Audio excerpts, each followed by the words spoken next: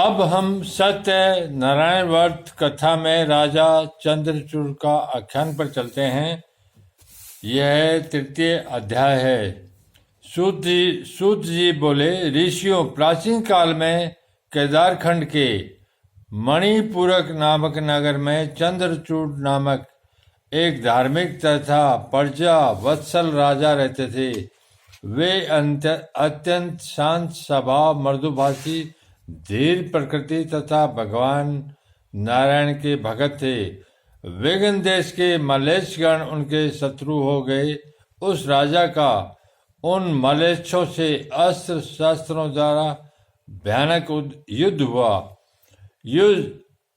उस युद्ध में राजा चंद्रचूड़ की विशाल चतुर्णी सेना अधिक नष्ट हुई, किंतु कूट युद्ध में निपुण मलेच्छों की सेना की क्षति बहुत कम हुई।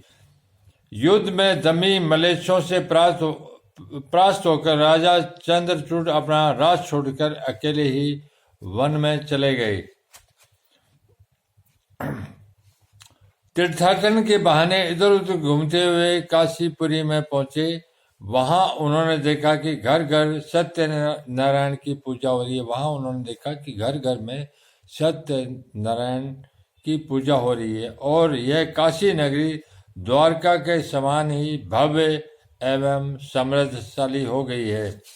वहां की समृद्धि देखकर चंद्रचूड़ विस्मित हो गए और उन्होंने सतानंद ब्राह्मण के द्वारा की गई सत्य नारायण पूजा की प्रसिद्धि भी सुनी, जिसके अनुसरण से सभी शील एवं धर्म से समृद्ध हो गए थे। राजा चंद्रचूड़ भगवान सत्य नारायण की पूजा करने वाले ब्राह्मण सतानंद के पास गए और उनके चरणों पर गिरकर उनसे सत्य नारायण पूजा की विधि पूछी तथा अपने राज्य भ्रष्ट होने की कथा भी बताई और कहा, ब्राह्मण, लक्ष्मीपति भगवान जनार्दन जिस व्रत से प्रसन्न होते हैं, पाप के नाश करने वाले, उस व्रत को बताकर आप मेरा उद्धार करें।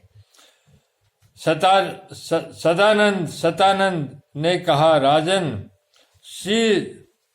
श्रीपति भगवान को प्रसन्न करने वाला सत्य नारायण एक श्रेष्ठ व्रत है, जो समस्त दुख शोक आदि का सामक, धन धान्य का प्रवर्धक, सौभाग्य और सतति का प्रदाता तथा समर्थ विजय प्रदायक है। राजन, जिस किसी भी दिन प्रदोष काल में इनके पूजन आदि का आयोजन करना चाहिए,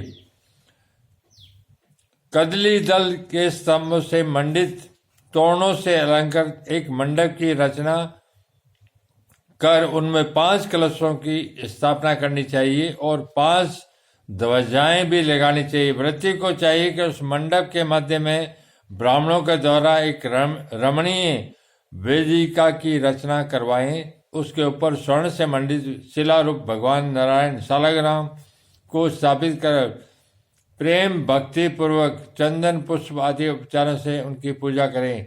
भगवान का ध्यान करते हुए भूमि पर शयन कर 7 रात्रि व्यतीत करें। यह सुनकर राजा चंद्रचूड़ ने काशी में ही भगवान सत्यनारायण की शीघ्र पूजा की। प्रसन्न होकर रात्रि में भगवान ने राजा को एक उत्तम तलवार प्रदान की।